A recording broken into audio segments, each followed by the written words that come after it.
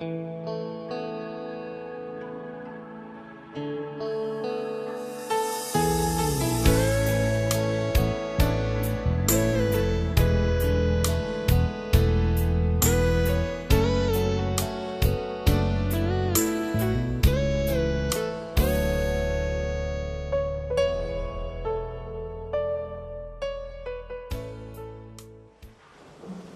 want to take this opportunity to welcome you to this very important function today, to launch the report for gender and family promotion by the Balozi Nyumba.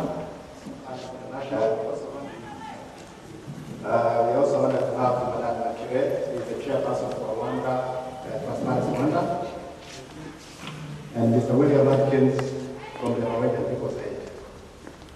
Ladies and gentlemen, I want to take this opportunity, but we would like to take this opportunity to invite Gabile, Maria Machile, to make a keynote welcome the guests to this particular function. Welcome.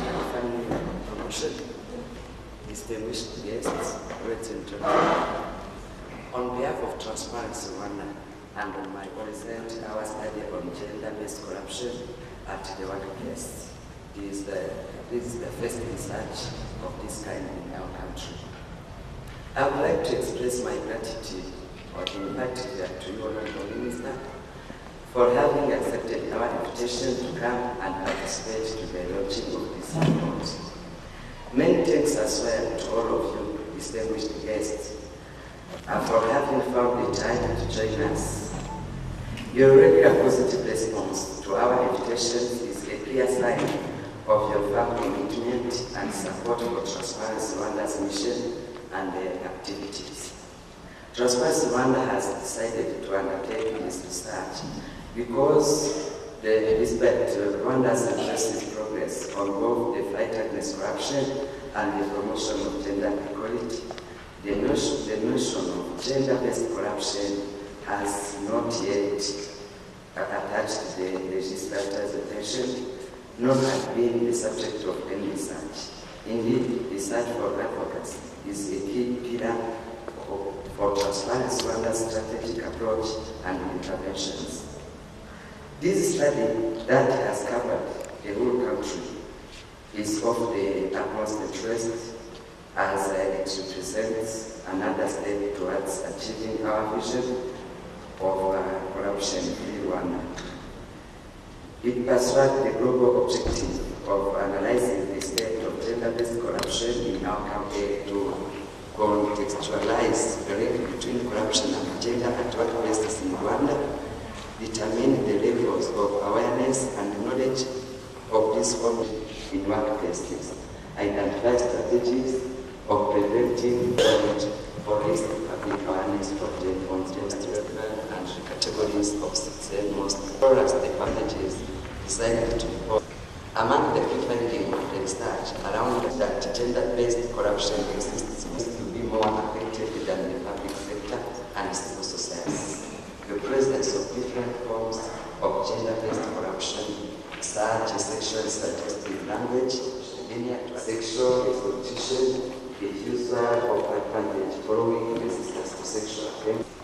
It's another goal to fight corruption and promote good government in the noble task of eradicating of the whole sector, because corruption goes well beyond bribery and extreme manner as we will see today.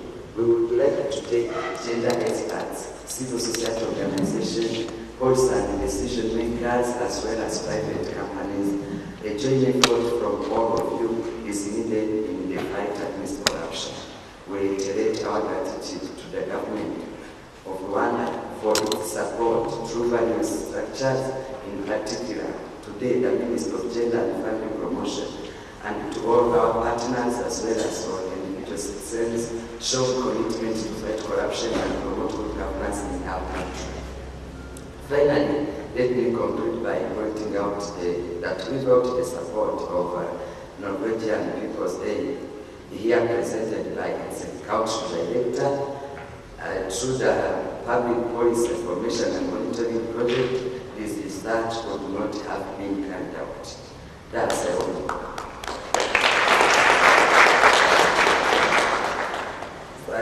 I would like to take NBA for its continuous support, and without taking more of your time, I wish you an interesting and fruitful evening, and once again, thank you very much for coming, and you are almost welcome.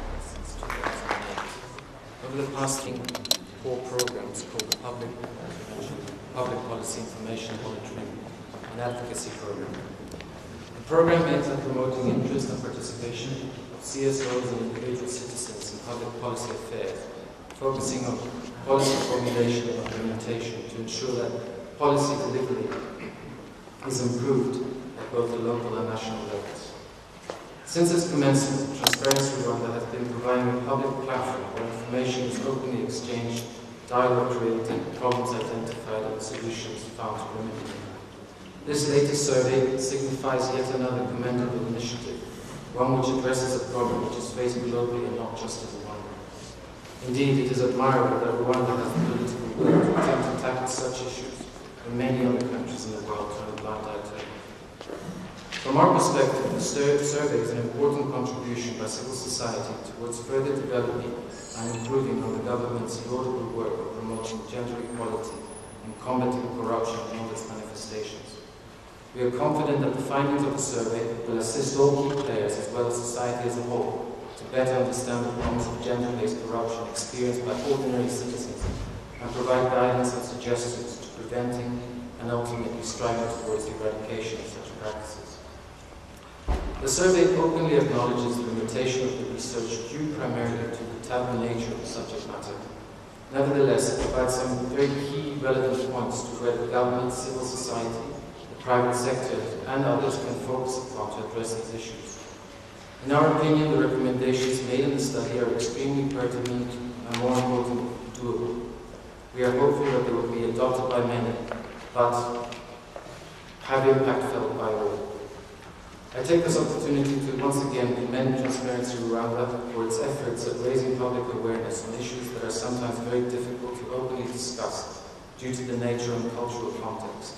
I'd like to also thank all present for your interest and commitment towards tackling the issue raised in the survey. From Transparency International, Transparency Rwanda is a partner in this country of the movement.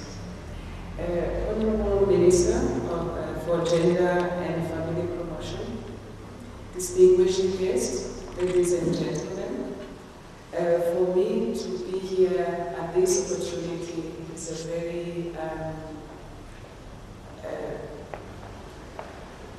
admirable opportunity to witness the good work that Transparency Rwanda is doing.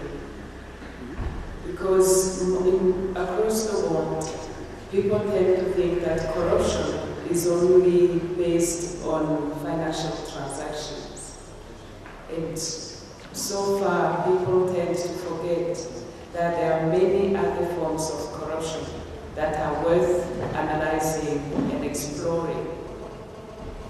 The reason that also I find that it's a very good, interesting opportunity and an admirable initiative of Transparency Rwanda is that it really is in line with our new strategy. The movement has adopted a 5-year strategy since last year, where the mobilization of citizens to not only stand against corruption, but to act against corruption is a very good opportunity to explore all other aspects of corruption beyond financial transactions that affect the lives of the citizens. And doing it based on research provides a good opportunity to engage constructively all those involved. And I'm very happy to see that at the higher level, the Honorable Minister is here to be part of this discussion, but also with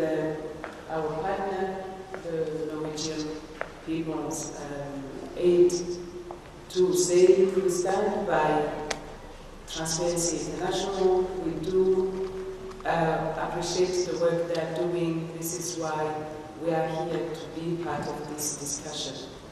But also, I would like to recognize the representation from the Ombudsman Office, because I think when we will get to the level of hearing some of the recommendations, there will be recommendations that may fall well in line with what they are doing.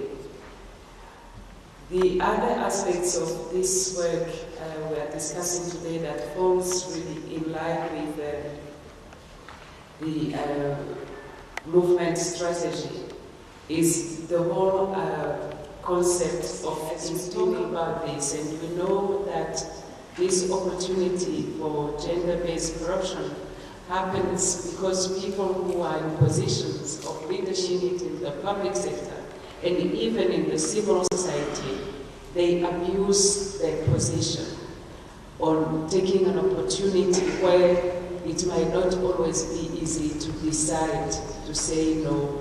In a world where, with the financial crisis, we're finding a job, getting that conversation where you are put in a situation where you have to say, should I overgo this opportunity or should I uphold my integrity? I think this is something that is really worth all of us considering.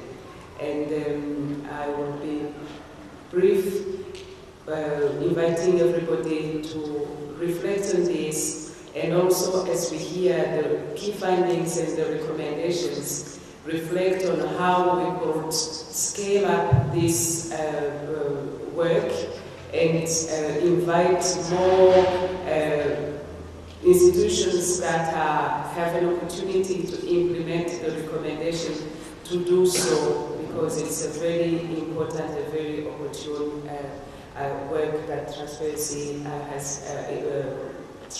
Rwanda has done, and I wish to congratulate them for this initiative.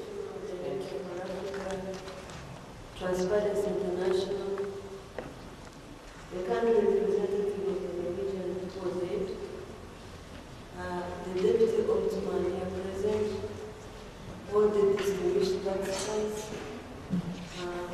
It's a great pleasure on behalf of the Ministry of Gender and Family Promotion to be part of this important event at the launch of the study initiated by Rwanda Transparency on gender-based corruption at the workplace in our country. So thank you so much for this study. And the Ministry of Gender and Family Promotion is very proud to be associated with this study.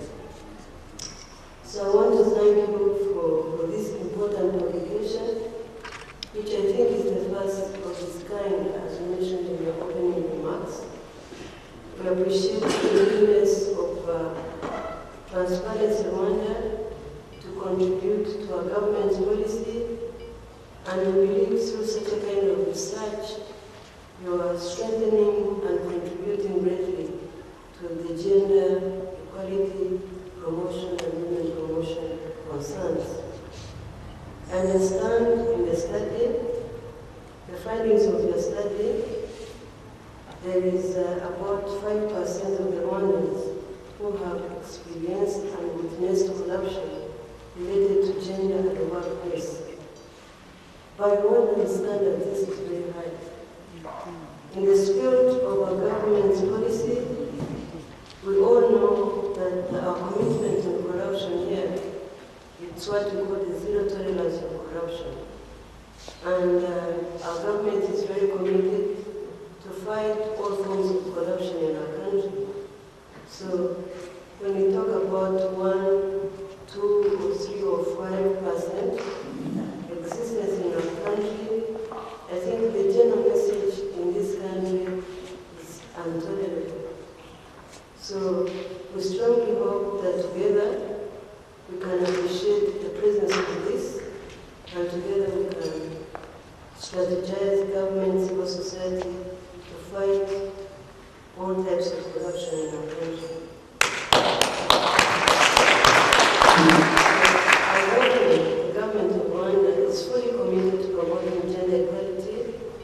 and fighting against corruption. Therefore, such initiatives are extremely welcome, and on behalf of the ministry, we are behind you and we shall support all these initiatives. I think if you look at our constitution is one of the best gender-sensitive constitutions. The policies that have been developing in the last 17 years, the legal frameworks and the gender machinery are in clear demonstration that our government is committed to gender equality and women's promotion. So your contribution to this important endeavor is extremely important in the process. So reporting on corruption cases is one of the adequate weapons of fighting against corruption. Since the research findings, I was looking briefly before I came here, I saw there were about 56 respondents who feel that cases of gender-based corruption were not sufficiently reported. And I'm happy that different stakeholders are here. I saw the police, I saw the ombudsman, the Human Rights Commission. So their presence here and the Ministry of Gender is a demonstration that the government wants to listen and to work with the Transparency Rwanda to ensure that all these cases that are reported are eliminated. So you can be assured of our support to all this initiative, and which are aimed to increasing the fight against corruption. And we are also extremely happy about this report. I haven't got time to read through line by line, but I know the Gender Monitoring Office, the National Women's Council, and the Ministry of Gender, and of course, for family to Islamic, are going to benefit greatly from this report. So thank you so much, Transparency Rwanda.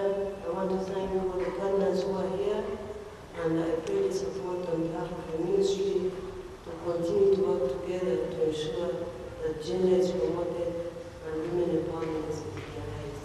So I open this,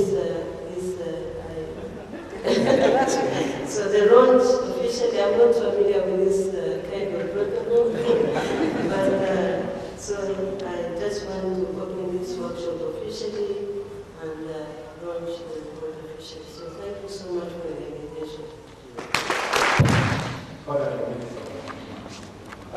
Honorable Minister, I wanted to make a request, if you have time, that perhaps we show you a documentary which will give you an overview of what you're going to talk about. But at the same time, we also wish that if you have more time, you listen to the report findings and recommendations, and after that, you get to the findings. So we're very grateful, and I hope we can organize developed during this documentary, and this means that my presentation will be short to save the time for discussions. The background of the study and objectives have been clearly presented by the chairperson of Transparency Rwanda, which means I don't need to repeat them. To make sure what this means, gender-based corruption. I don't need to define a sex, but gender here means the social sex, which describes social differences. Example, the division of labor. It refers also to cultural distinction between social roles, psychological attributes, and identities of men and women. White sex is invariant, gender is constructed, which means it is variable, it can be changed by political action.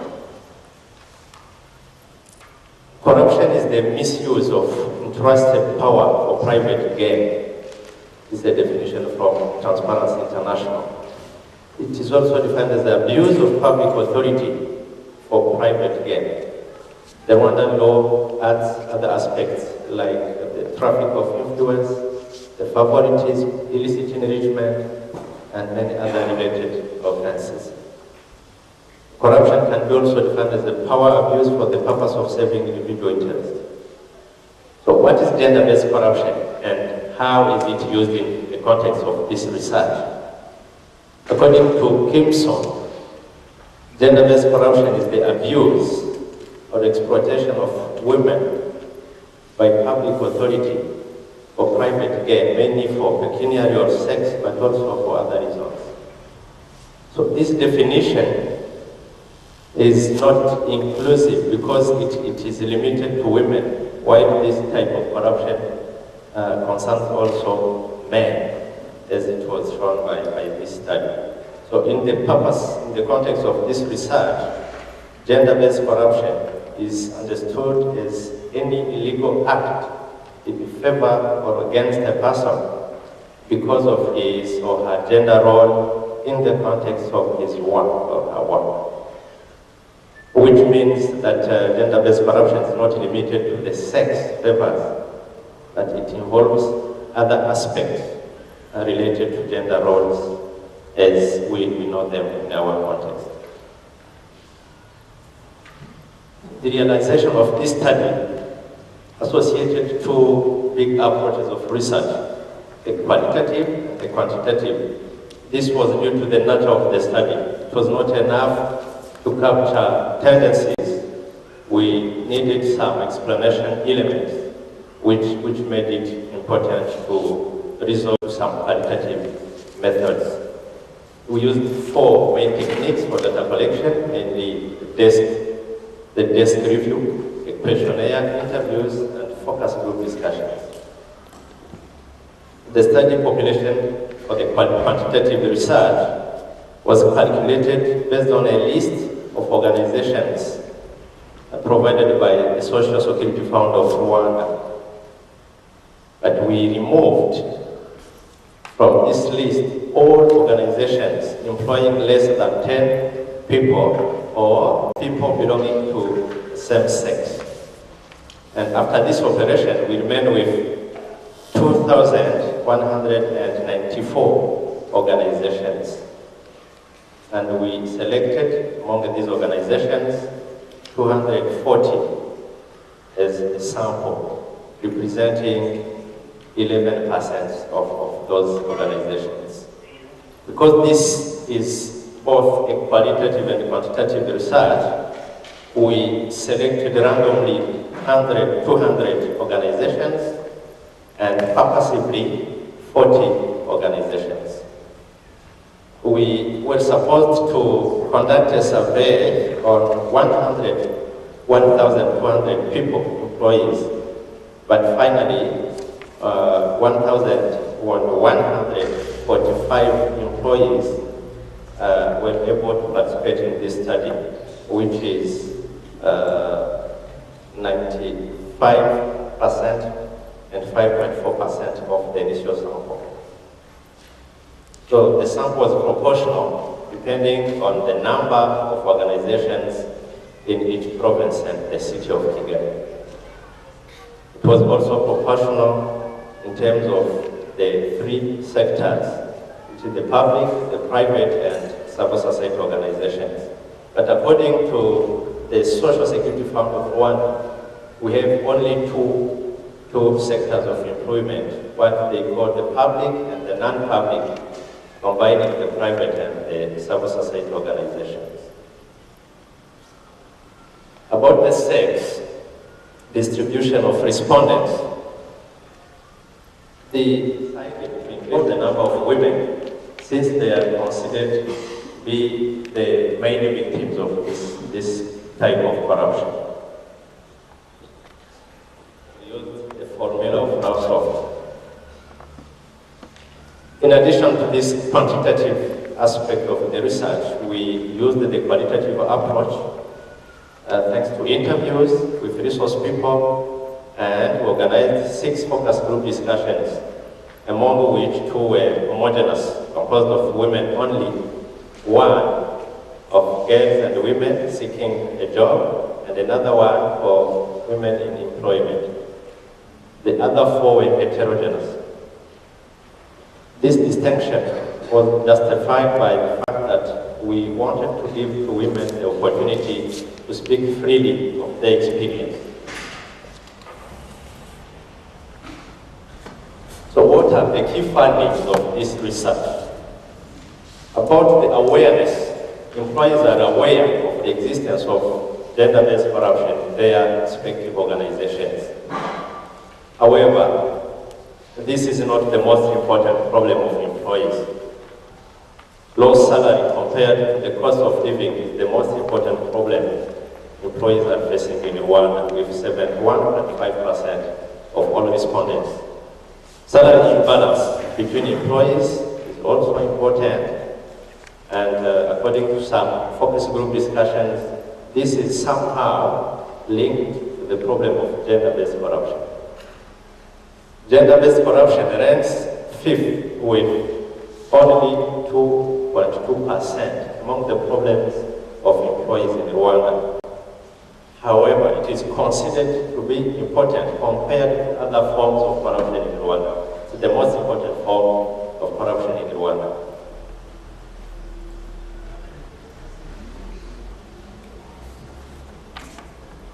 Gender-based corruption is perceived to be high in the private sector because employers are independent there. Most of them do not have staff recruitment and management manuals, and audits are almost non-existent, which gives them a room to recruit as they want, which is not the case in public institutions. Even if gender-based corruption is not absent in the public sector, many discussions showed that it is prevalent in the private sector. Statistics can show it very clearly. So what about the perceptions, the existence of gender-based corruption? Only 10%, and this is a type of corruption. We use the formula of Microsoft.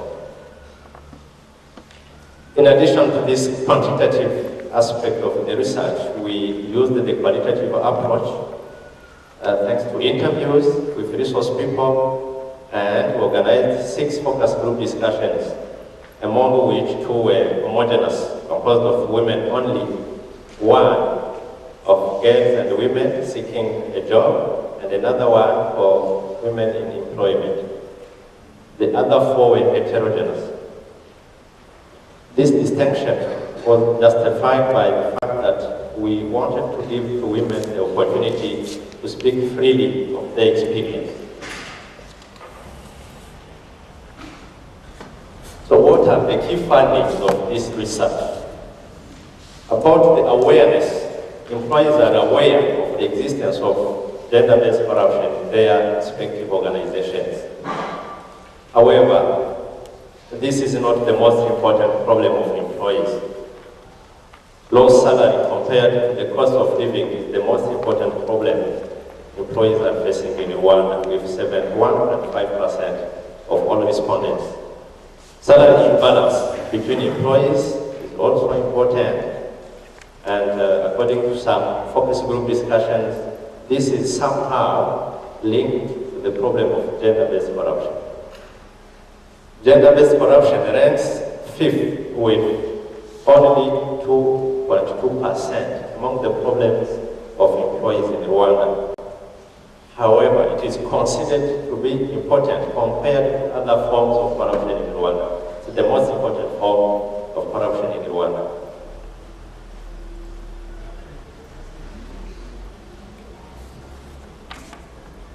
Gender-based corruption is perceived to be high in the private sector because employers are independent there. Most of them do not have staff recruitment and management manuals, and audits are almost non-existent, which gives them a room to recruit as they want, which is not the case in public institutions.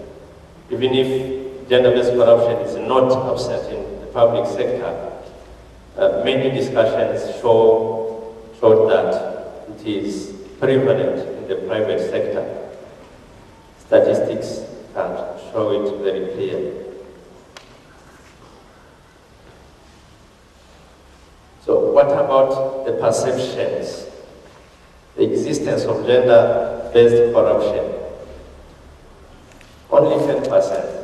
And this is, when I will be speaking on the experience, this is somehow paradoxical. Why? Because this is the lowest level of perception of the existence of corruption in Rwanda. Other studies show very, very high statistics. But when it comes to experience, it becomes very, very high compared to other studies in Rwanda, while the perception of existence are low. Only 10% think that this type of corruption exists. Again, 88% of those who think otherwise. The perceived magnitude of this gender-based corruption, 21% of all respondents consider it as an important problem, against 41% of employees who think it is not an important problem. About the forms,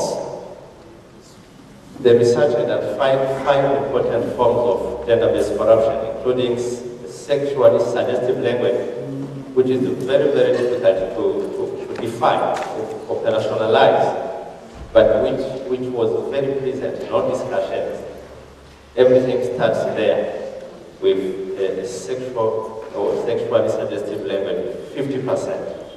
Sexual favors to access various opportunities comes second, followed by the denial of access service following the perception that women do not give corruption, and the deprivation of rights because of resisting sexual attempts, each with 7.4% of respondents.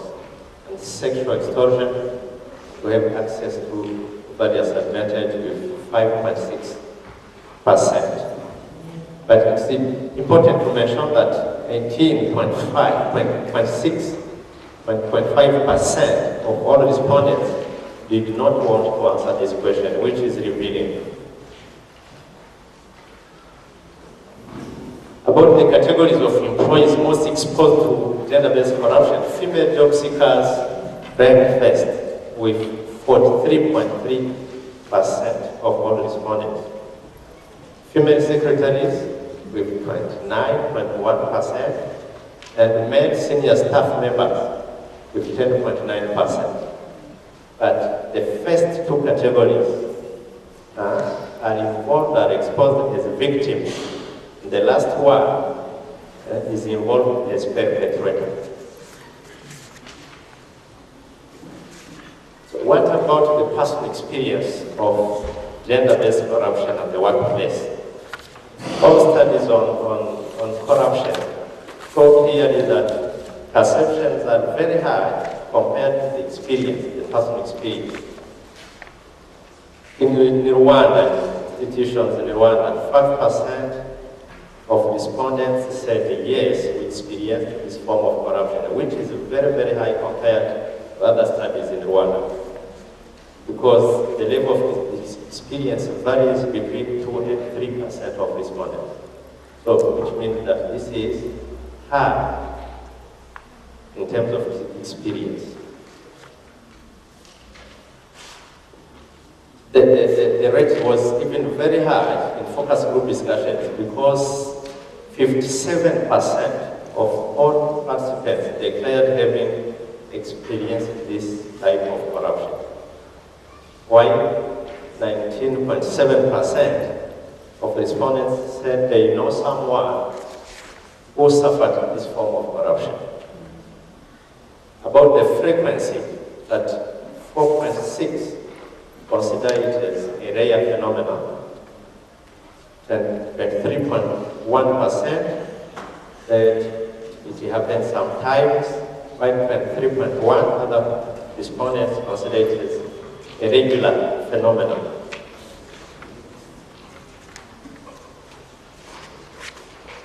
So what do employees do when they face risks or cases of gender-based corruption?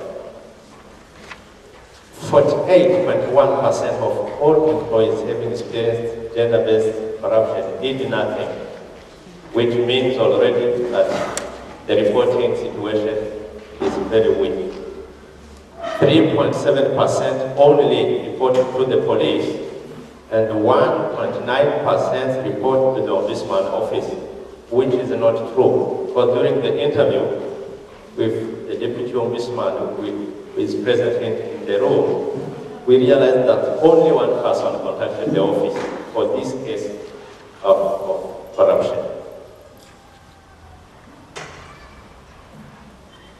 Employees are aware of various consequences of this type of corruption. And the most important one being the loss of job. Even the documentary showed it clearly. The loss of job, the most important problem, with the violation of the employees' rights, with 32.7% each. The refusal of work development opportunity and the refusal of promotion ranked second with 9.6% of respondents each. And other 7.7 did not want to answer this question for reasons we don't know, while 5.8% of respondents said this type of corruption increases gender inequalities at workplace. This list of consequences is not exhaustive. So who are victims? It is clear that women constitute the majority of gender-based corruption, because they are 84.5% of all respondents. But men are also victims at a lower extent. The perpetrators are majority men, especially directors and senior staff, those in decision, or those in positions to make decisions. So perpetrators are 46.9% of directors and 22.1% of senior staff, which means those in positions to take decisions in their respective organizations. So the cause were clearly developed by the documentary. They include poverty, unemployment, lack of self-confidence, and we use those strategies of sex favors to keep or to protect his post. Ignorance of rights. Focus group discussions made it clear that some women consider this as an obligation. When engaged in various institutions, they feel somehow obliged to offer some sexual favors. This was clear in the Rwanda women focus group discussion. Greed is an abuse of power and loss of moral values. Those are the main causes which were mentioned during the entire process of research. What is the situation of this type of corruption in human resource management processes? Yes, the majority of respondents said that the recruitment of employees follow regular and lawful regulations.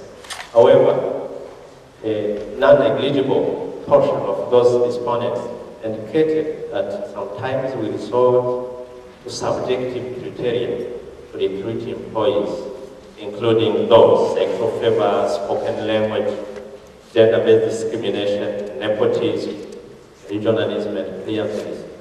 So various subjective criteria which are present when recruiting employees.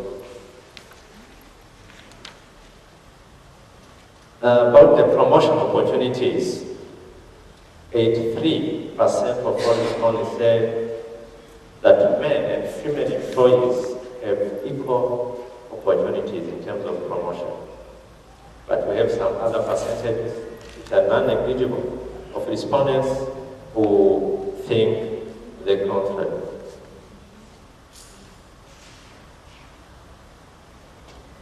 The situation is alike as training opportunity is concerned. 8.87% of respondents said all employees have equal opportunities in terms of training opportunities. The situation is slightly different when it comes to the evaluation of performance. But it is even more important when it comes to salary determination and other benefits. 21% of respondents said these are not determined objectively in terms of salary. So why this difference? Maybe it depends on the sensitive character of this particular issue of salary and related benefits. So the reasons behind this difference in terms of salary determination include the position held by employee, favoritism, sex-oriented interest, and many other reasons.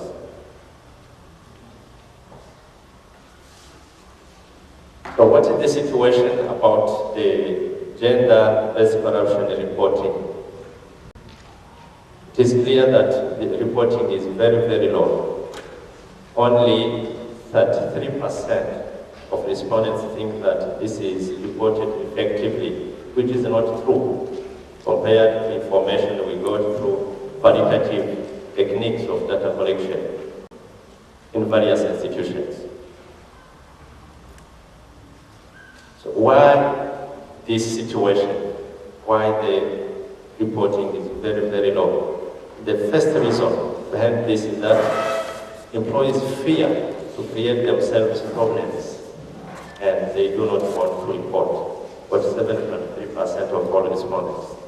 There's the lack of sufficient proofs, but also the vague nature of this type of corruption from when and we qualify a certain behavior as a gender-based corruption. It's not yet clear which justify the need to define this type of crime clearly in the law governing corruption in Rwanda. But we have also the ignorance of pathway of reporting where to go in this situation, and ignorance of institution to be contacted.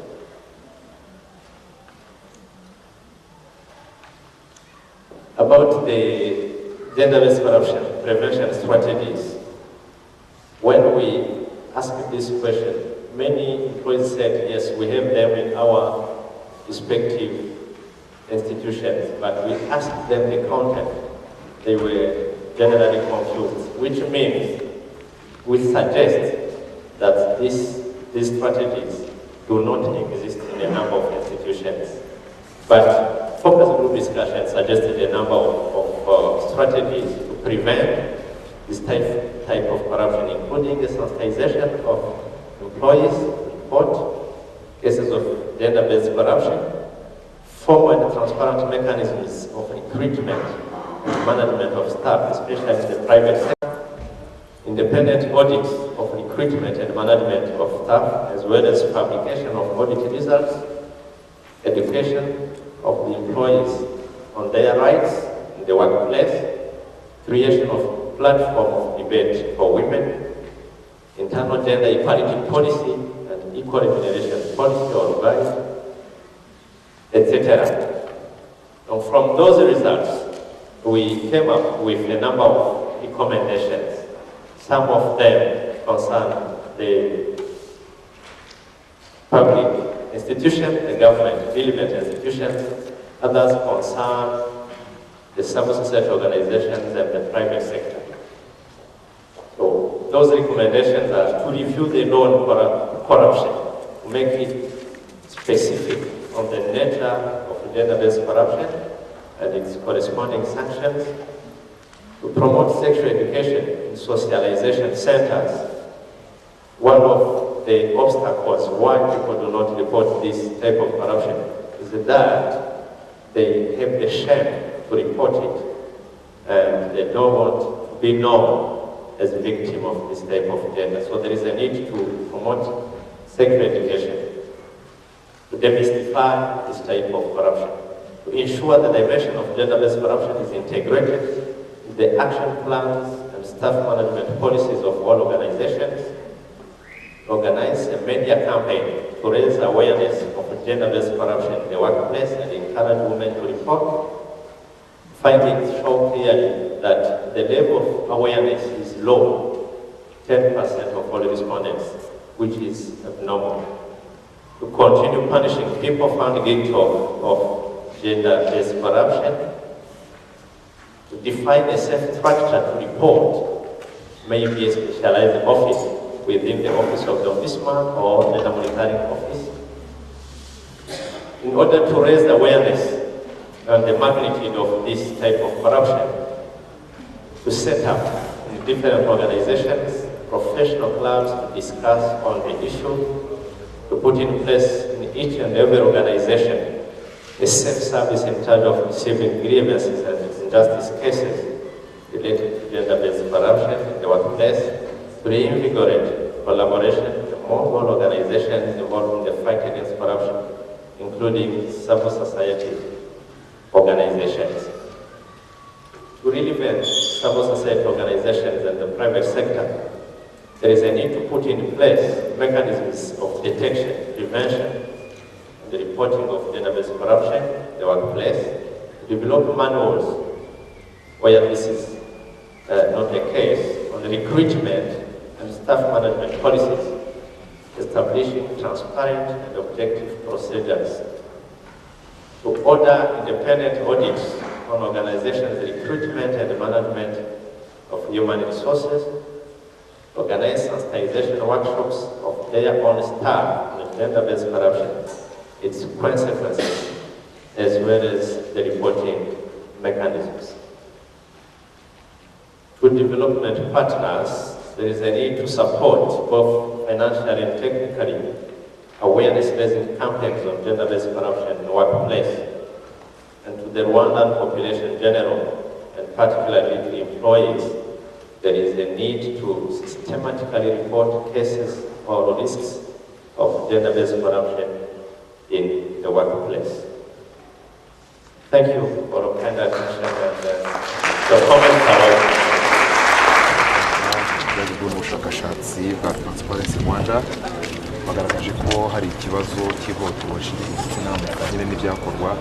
Ese mwebwe buriya bushakashatsi murabona mugiye mukurikiza iki? ngira ngo ikintu cya mbere ni ugushimira Transparency Rwanda ko bafashe iriya inisiyative yo kugira ngo bagaragaze neza imibanire aho abantu bakorera, byaba muri private sector, byaba muri public institutions. Ngira ngo rero ikintu cyiza kimaze kugaragara ni ukwerekana yuko ari imiryango y'abanyarwanda ikorera mu Rwanda, ari abanyarwanda ku giti cyabo bamaze kumva ko ihame ry'uburinganire ari ikintu kibareba. Nacyo kintu cyanshimishije ko ari imiryango itegamiye kuri leta noneho imaze kwinjira neza mu ihame rya agenda, atari mu buryo bw'amategeko, atari mu buryo bwa politike tugenderaho, ariko noneho bakagerageza kureba muri implementation bimeze gute.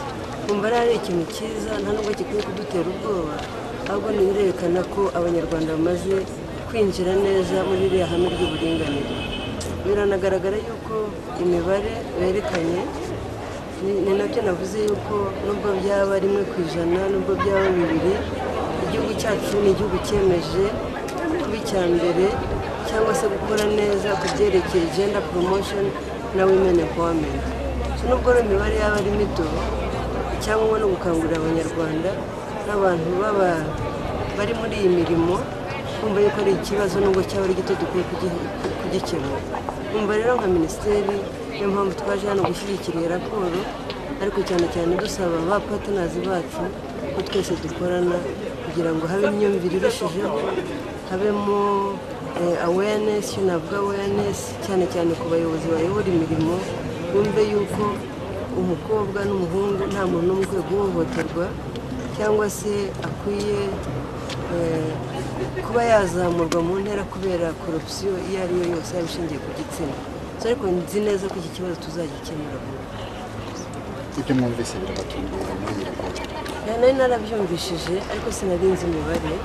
Bajyaga bavuga ngo ni 1%, 2%, ariko nubwo byaba rimwe nubwo byaba kabiri byose tugomba kubikurikirana. aho se murebye 5% murabona atari ikibazo gikomeye kandi n'ubusanzwe iyi ngingo ijyanye n'ibitsina kuyivugaho bigoye mu Rwanda. Rwanda Nicyo tubereho gukemura ibibazo by'igihugu cyacu, ahubwo kugira ngo ikintu umuntu yakwishimira ni uko abantu baba baje hano kugira ngo bafatanye, kandi ngira ngo wabibonye kuri raporo cyane cyane iravuga ku ngamba. Turi tuzafata ku ngamba, hari za agenda mashinari ziri muri iki gihugu, hari inama y'igihugu y'abagore, hari agenda monitoring office, hari inama y'igihugu y'urubyiruko, hari inama abanyamakuru, twese tugafatanya. Ni imyumvire gusa kandi birumvikana aho tuvuye, ntabwo byagutangaza kubona hari ibintu nk'ibi cyane cyane bishingiye ku mico yacu, kubera yuko kumva yuko umugore yinjiye mu kazi imyaka yose kari ak'umugabo, yumva ukuntu akinjiyemo, ni ibintu turimo kugenda duhindura mu mitekerereze y'abanyarwanda kandi birumvikana. It's like aha ntabwo ari ahandi, so ni ibintu birimo guhinduka, byarashobotse mu nteko, byarashobotse muri guverinoma, so no muri private sector na public institutions naho bizahinduka. Umubyeyi mukaba n'umuyobozi, mutekereza iki ingaruka zibaho ku buzima bw'uwakorera iryo hohoterwa no ku muryango? Ntabwo ari byiza, njyewe niyo mpamvu turi hano tubiganira, cyane cyane iyo ari umwana muto w'umukobwa akavutswa uburenganzira bwe, akumva yuko kugira ngo ahabwe amahirwe ku kazi ari uko agomba kurarana n'umugabo cyangwa gukora ibyaha, ntabwo ari byiza. Ngira ngo iyo ni politiki yacu iri clear, iyo urebye mu itegeko ry'umuryango ndetse no muri penal code igiye gusohoka, ibihano birateganije cyane cyane byo kuzahana abantu bakora ibintu nka biriya. Kumva ngira ngo ikintu cyangombwa ni uko ngira ngo muri strategy zatanzwe hano nuko abantu bose bareba ukuntu ni ukwigisha na awareness cyane cyane, kandi n'ikibazo tuzakemura. Twakemuye ibibazo byinshi rero ku buryo nk'ibi byose rwose nzi ko abanyarwanda imyumvire, iyo urebye abagabo bari hano mwabyumvishije. Rwanda mwakoze ubushakashatsi, hari imibare mwabonye, ariko nk'uyu munsi ni ubutumwa kimutanga, tugende tuvuze iy'abahanda, ni ikibazo giteye impungenge, mwabonye iki? Buriya mu bintu by'uburenganzira bwa muntu no mu bintu by'akarengane n'imikorere mibi ishingiye ku bintu bya ruswa n'ikimenyane n'ikene wabo n'iki, n'iyo yaba ari umuntu kiba ari ikibazo, kuko ubundi ikigenderewe ni uko bicika burundu. Rero jyewe ku bwanjye iyo mbonye abantu barenga 50% bavuga ko ikibazo gihari, nkabona abarenga ndetse nka 40% bavuga ko byababayeho, yewe mba numva navuze abahanda nk'uko bivuze, kuko iyo bigeze hariya ndashaka kukubwira ko buriya bose batabivuze, ntabwo bose babivuze, ibyo turabizi mu muco wacu haracyari ikibazo, ariko nubwo bose batabivuze n'ababivuze ku bwanjye ni benshi. Tudatangiriye hafi mu minsi iri imbere gishobora no kuba ari ikibazo kibarwa mu bibazo bikomeye byabaye mu cyorezo. Ni ngombwa rero ko abantu babifatira ingamba ndetse zikomeye hakiri kare.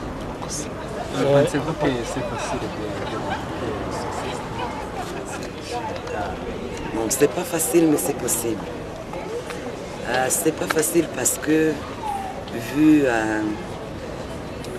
les mentalités, la tradition et la culture dans notre société, c'est pas facile. Et surtout que quand on parle du sexe, c'est déjà un sujet tabou.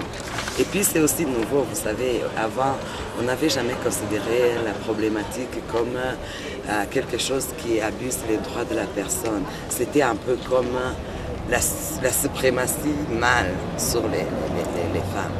Mais c'est possible d'éradiquer cela, il suffit de la volonté, il suffit d'arrêter des stratégies adéquates, c'est possible. Vos statistiques montrent qu'il faut sonner la sonnette d'alarme.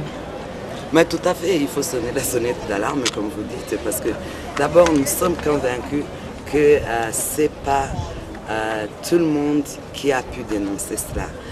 Il y a toujours un silence qui persiste autour de la question.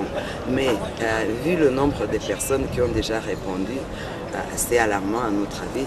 Et nous disons que si rien n'est fait, d'ici quelques années, ce sera un grand problème. Le Rwanda est considéré comme un pays d'état de droit. et nous disons que nous avons atteint à un certain niveau l'émancipation des femmes. Et alors, selon les chiffres que vous venez de nous montrer, on dirait qu'il y a une certaine contradiction. Non, il n'y a pas une contradiction comme telle. Il suffit de faire une bonne analyse de la société rwandaise. Vous savez très bien que les femmes au Rwanda avaient accusé un grand retard, et dans tous les domaines.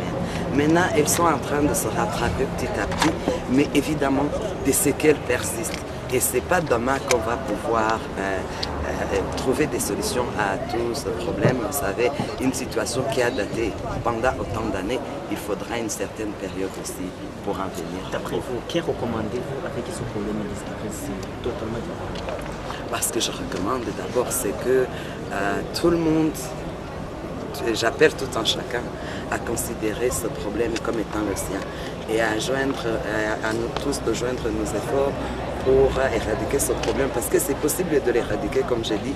C'est une question des comportements, de mauvais comportements. C'est une question que les gens ont perdu les valeurs positives sur lesquelles on devrait pouvoir s'appuyer, mais tout cela peut changer avec des sensibilisations, avec des campagnes de dénonciation et surtout interpeller les femmes pour qu'elles connaissent vraiment leurs droits et apprennent à les défendre.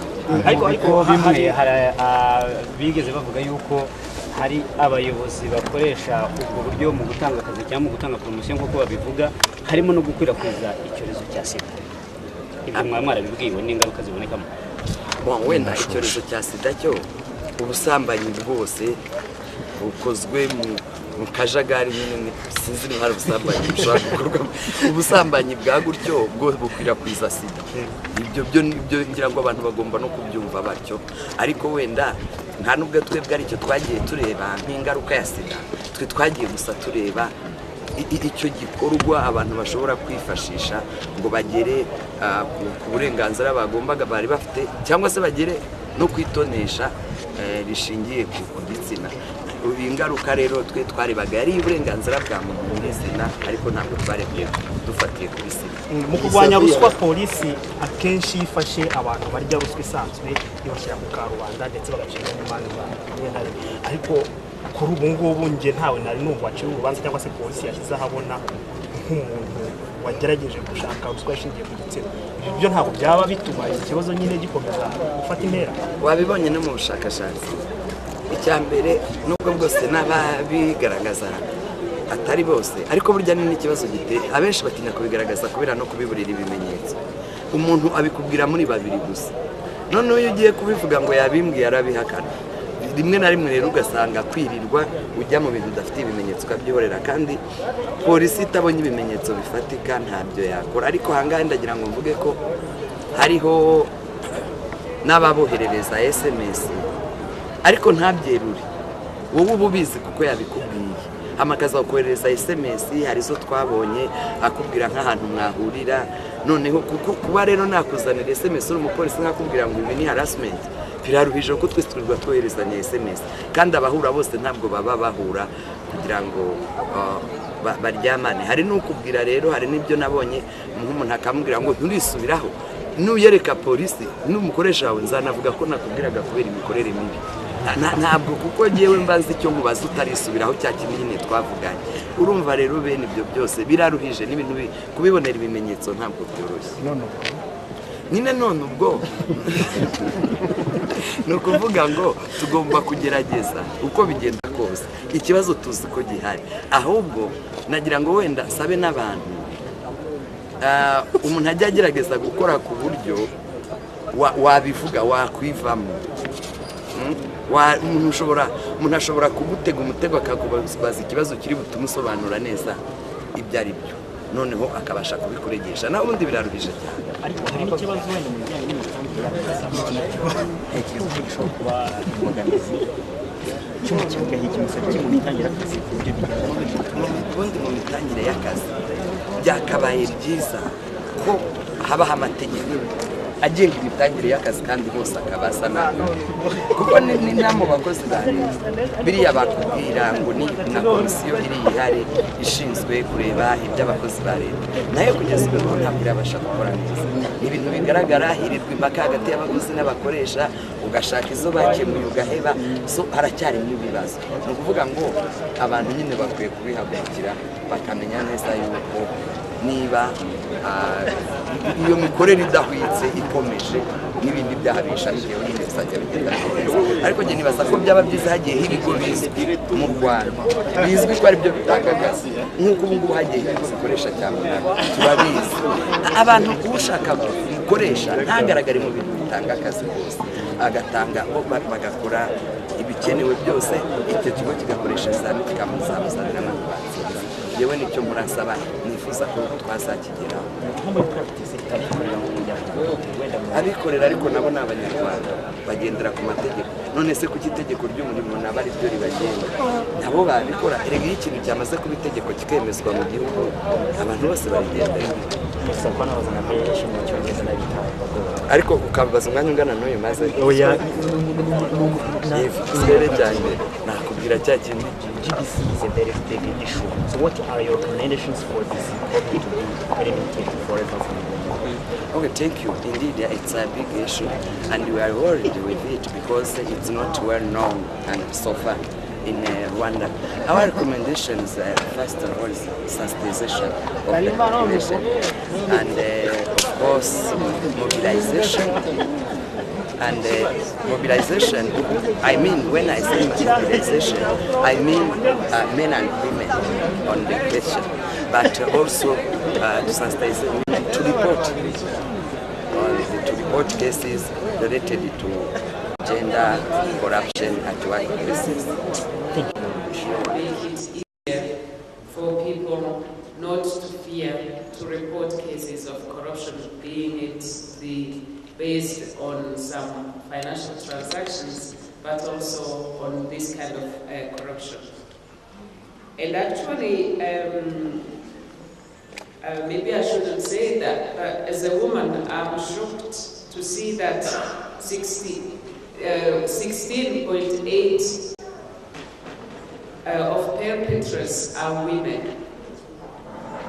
And this really is a humbling moment for all of us women to realize that we are not only and always victims of corruption, we are perpetrators of corruption, even in the aspects that maybe some of us could have thought that we are not. So how to reduce these instances? 16.8% of women are perpetrators of corruption or gender-based corruption. We are here again in the issues related to values and the issues of integrity, and realizing that this gender, and this is particularly what I told the team that did the research that I find really interesting, is that it didn't say corruption based on sex against women. It's a gender-based corruption, and it helps really bringing up issues that maybe we could have missed if that was the scope was not, had not been kept as wide as it is. And so I think some of the recommendations might be easier to implement, but some others may require sensitization, taking time to sensitize both those who are about to start seeking for jobs, because we saw that really the incidence is quite high for people who are seeking for a job, and how does one help them to resist those situations, to report them, because I think in the fight against corruption, what makes it difficult is the lack of evidence, but also the fact that people fear. And I have realized that thanks to the ALAC here managed by Transparency Transparency Rwanda, people are coming up more freely to report cases, but still we realize that there are still many more who would need where they can report. And when it comes to reporting this kind of cases of corruption, maybe one has to think of special setup. How can one be put in an environment where they feel much more confidence than maybe is required, and can also assist them. So those are some of the reflections I had when the main researcher was presenting, and I would really welcome any ideas and any comments around these issues. Yeah, my name is Dina, as the other said. I work with United People's Aid, and I'm just proud to be part of this good initiative done by Transparency Rwanda. First of all, I really to thank the researcher of this study for this very good research that he has done and the findings that are really interesting. I have some highlights that I made that I would like to share. And without repeating what I said, I found the finding on the 7.4% of women that do not actually receive services they are supposed to be receiving simply because they are perceived as non-corrupt. That perception that women are not corrupt or do not receive corruption. It goes back to the perception about gender and how women are perceived as people that will not be involved in injustice practices, of course, which is not true, as we have seen that women are also perpetrators, even though that happen to be smaller. But for me, this is a very interesting finding because it means that things to do with tenders and those kind of things that are really very important for women involvement. Women end up missing them because of the way they are perceived as women. And so going forward, we need to find recommendations on, changing these kind of perceptions.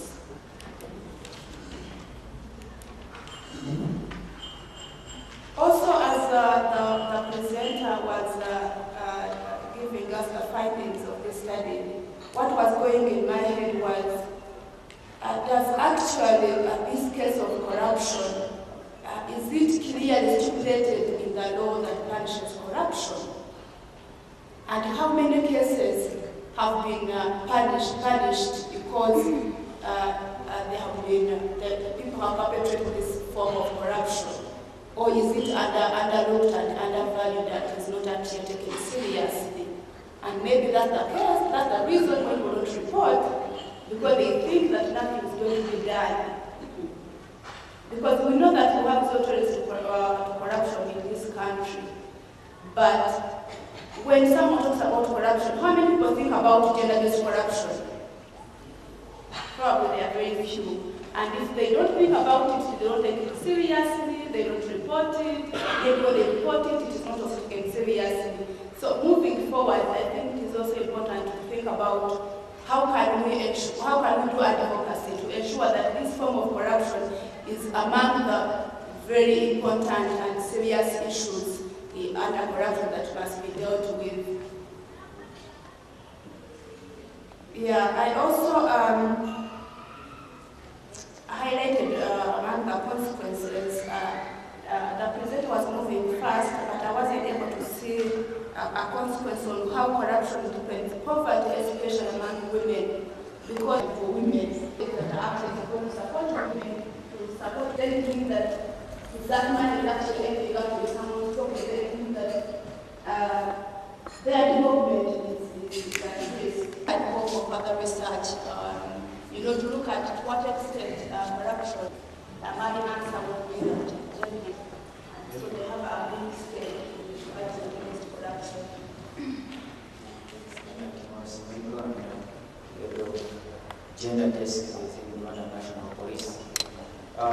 sponsors, and all those who participated in the success of this research. We all know that any form of gender-based violence is a security issue, and it's a very big concern when it comes to security organs. So we take it as a serious thing, as a serious issue, and it can be demonstrated by initiatives that are taking place within Rwanda National Police.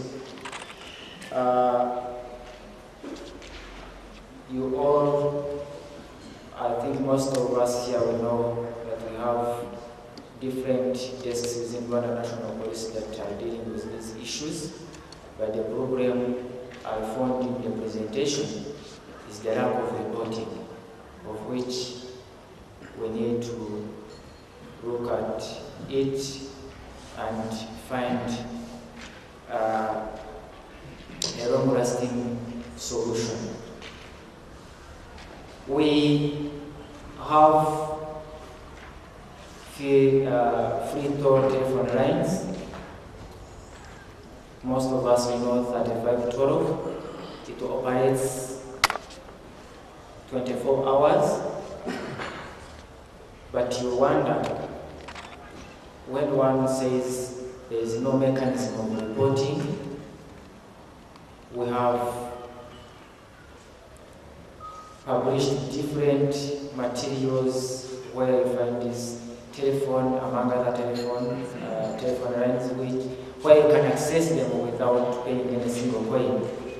So I think the problem lies in the people themselves or the society, as we all aware that most of gender-related issues are based in cultural mentalities.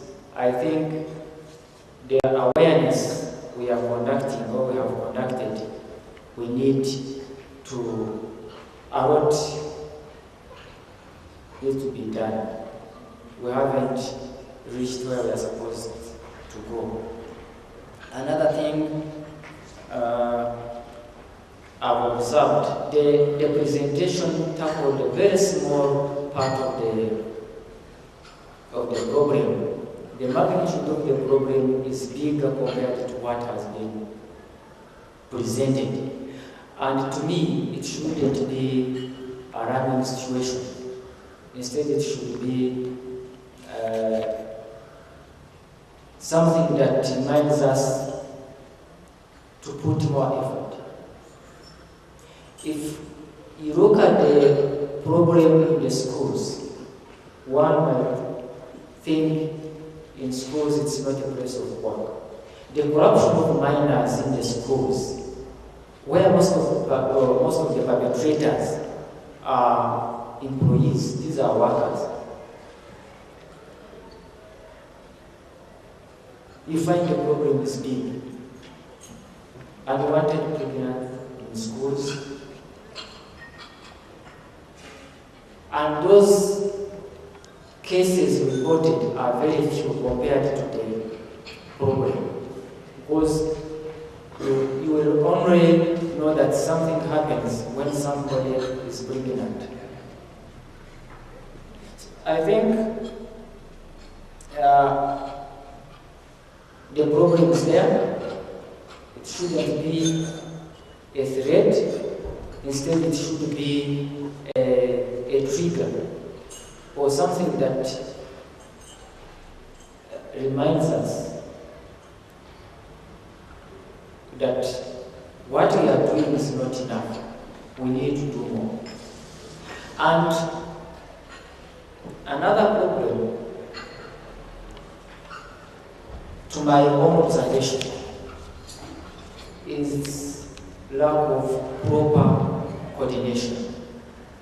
We have a lot of efforts outside here dealing with the problem.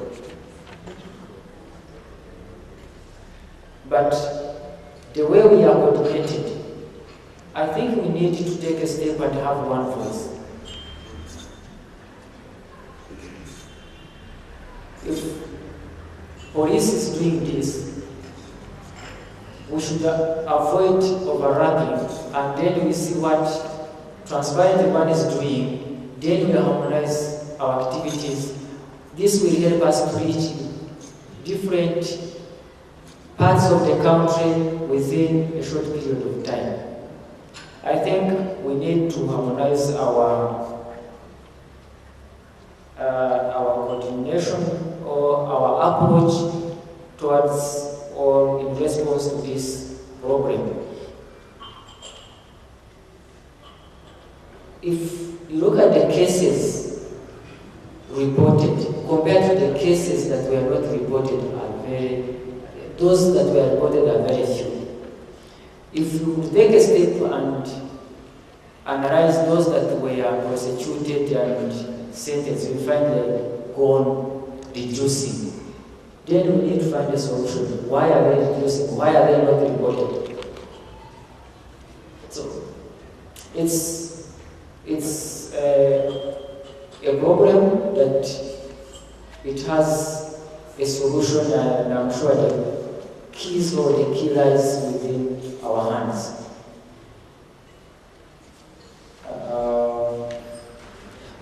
I think I can stop there, and then during the discussions we can find a solution. Congratulations to the consultant and also to Transparency International for an excellent report. That will be very important for Rwanda. I agree with all of the participants in the panel.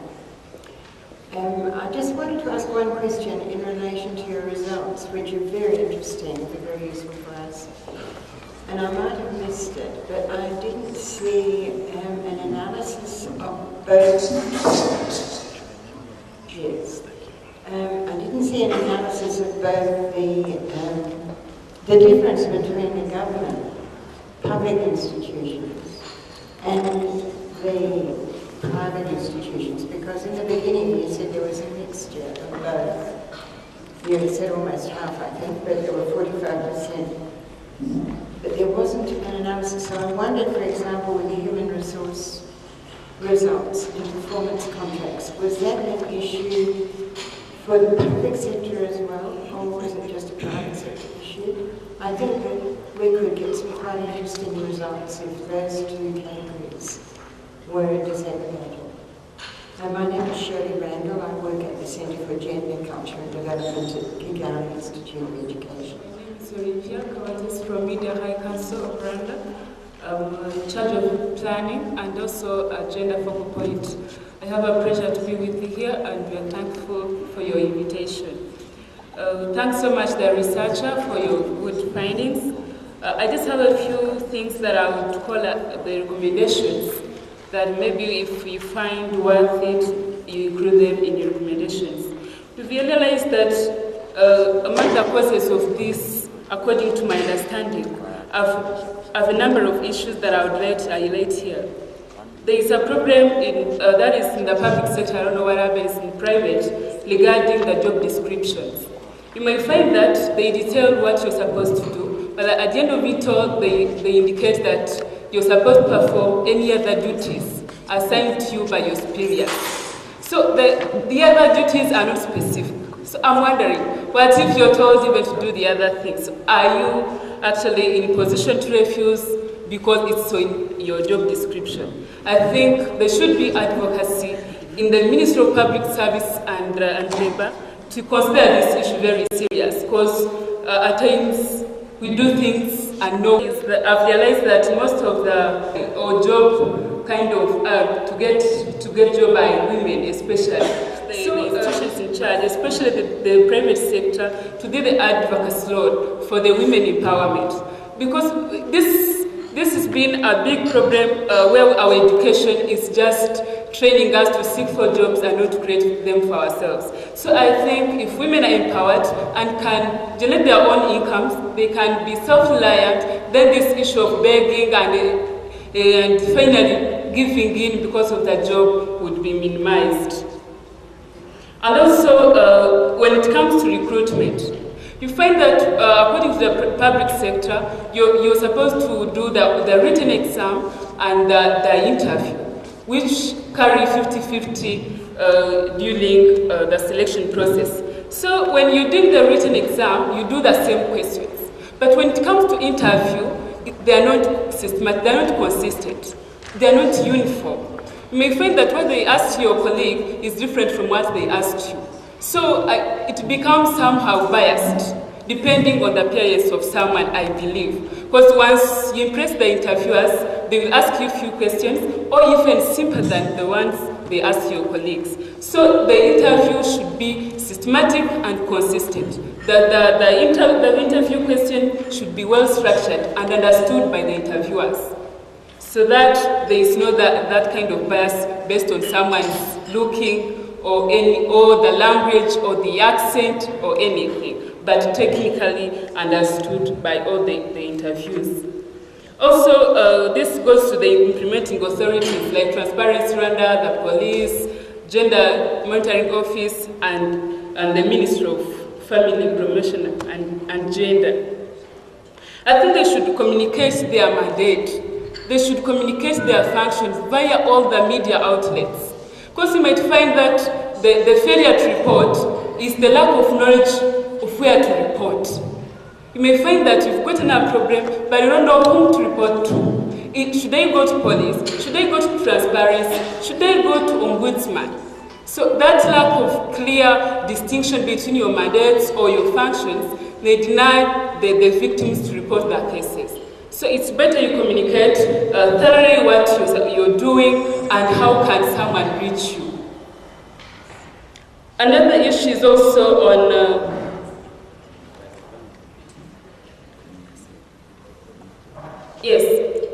another issue also is on the courses. I don't know whether I'm supposed to supplement on the courses since we're not in the sampling group, but also I find that the gender-based corruption was also attributed to, I think, because of immorality within the society. So we find that someone is just immoral. For instance, if you find a boss or a director of a certain institution is immoral, you may find that it affects even the juniors. So it's also important to consider the social aspect, especially in institutions. We should have these kind of arrangements where we are trained on our moral aspects. I think especially the management guys, they should be trained, sensitized. We don't just sit there and assume that they know it all. They should also be told what to do. And they should be especially emphasized on moral standards. I think this also would minimize the spread of this kind of evil. Thanks so much. Merci pour la transparence, pour l'initiative d'avoir fait cette recherche aussi surprenante que vivante. Et surprenante dans ce sens que les résultats qui sont sortis de cette recherche sont quelque part surprenantes, même si on peut s'attendre à quelque chose par rapport à ce qui a été vu. Mais je suis aussi obligée de parler surtout de l'aspect qui parle du nombre de personnes qui ont vécu l'expérience sur la corruption basée sur le genre. Ici, vous nous avez évoqué un nombre de 57% qui ont déjà vécu cette expérience. Pour moi, c'est très surprenant dans ce sens que je m'attendais à ce que cette affaire ait lieu dans notre pays, mais pas jusqu'à 57%. C'est beaucoup. Pour moi, ça fait peur quelque part. Et puis, ça m'a amené à me poser la question de savoir, à voir les stratégies qui ont été prévues ici, je me demande comment les appliquer pour réussir cette bataille qui ne sera pas facile à mener. Et je vois le problème qui se pose surtout est un problème, je dirais, de culture, de psychologie. Les choses qui se passent sur le sexe, même si je ne comprends pas exactement le concept de la corruption basée sur les genres. Et cela me pousse à penser surtout que c'est basé sur le sexe. Alors que ce n'est pas nécessairement ça, mais je me demande, ces histoires, ce sont des choses qui se font jamais à ciel ouvert. C'est des choses qui viennent des individus eux-mêmes, des fois par leur faiblesse de caractère, et poussées aussi par d'autres intérêts, comme ce que vous avez évoqué, la pauvreté, les ambitions, et les besoins d'être toujours en mission, etc. Alors je me demande comment agir de manière plus pratique pour que nous puissions réussir à vaincre cette bataille ou amener le moins possible à atteindre le moins possible un nombre qui manifeste cette action dans notre société. Il y a une autre question que je me pose. Est-ce que dans le temps, à l'époque, avant cette recherche, avez-vous constaté qu'il y avait déjà certains rapports? Est-ce qu'il y avait des cas reportés eu égard à la corruption basée sur les genres? S'il n'en existait pas, pourquoi? Est-ce que notre recherche va nous aider à pousser les gens qui vivent ces genres de corruption à exprimer leur situation? Et cela m'amène à faire une petite recommandation. Je reste toujours convaincue dans mon fort intérieur qu'il faut toujours une forte et profonde sensibilisation de la masse de la population rwandaise. Et que cette sensibilisation éducative ne se base pas seulement sur la population victime, mais aussi sur la population qui perpètre ce crime. Ça veut dire penser aussi à cibler les autorités publiques, les autorités dans les organisations civiles, dans les ONG, voire même dans les agences onisiennes, afin que, de part et d'autre, les victimes comme les auteurs soient éduqués et transformés, que chacun sache où se limitent ses droits, quels sont ses devoirs, afin qu'ensemble, nous puissions avancer vers une meilleure option. Je vous remercie.